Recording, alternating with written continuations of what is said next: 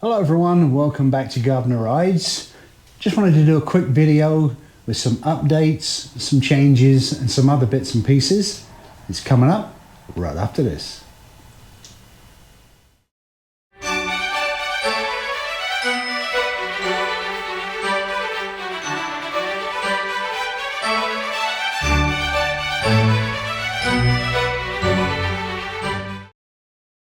One of the first things I really wanted to talk about was the Dart Classic S3 fly screen that we've now put on the bike.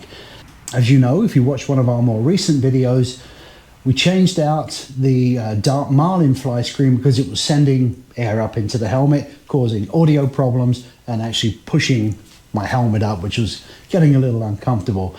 I went back to the Dart Classic S3 because I remembered that that's the one I had on my Goldline Black, but to be honest, when I ordered the icon and ordered the screen, I actually ordered the wrong one. It wasn't until I really dug in a little bit and realized I'd actually done that.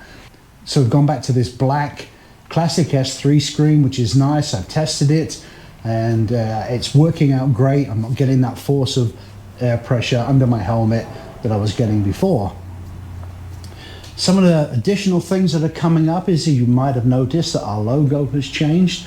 Sort of having a little fun with graphics there just to make it perhaps a little bit more dynamic. Kind of coincides with something that I got from YouTube recently, and if you're a YouTube content creator, you'll know exactly what I'm talking about.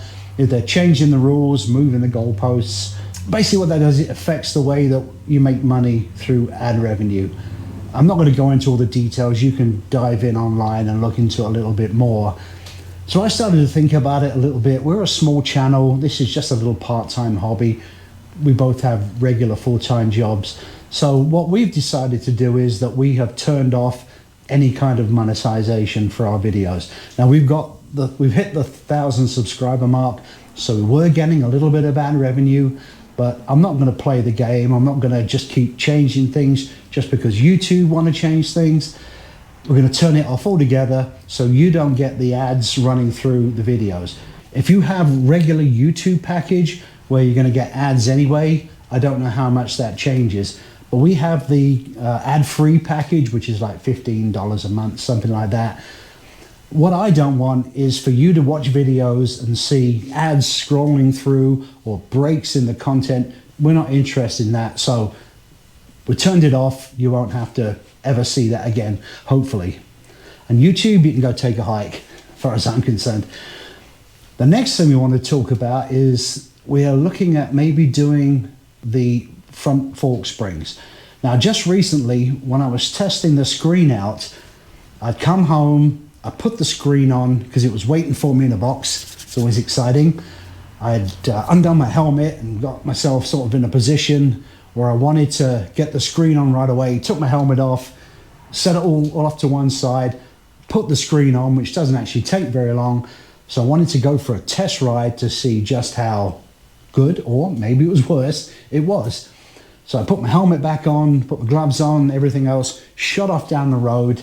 Had a little bit of a gap in the traffic. There was nothing behind me, nothing ahead of me. So I opened the taps up a little bit. And the old Bonnie does like to go when you wind her up.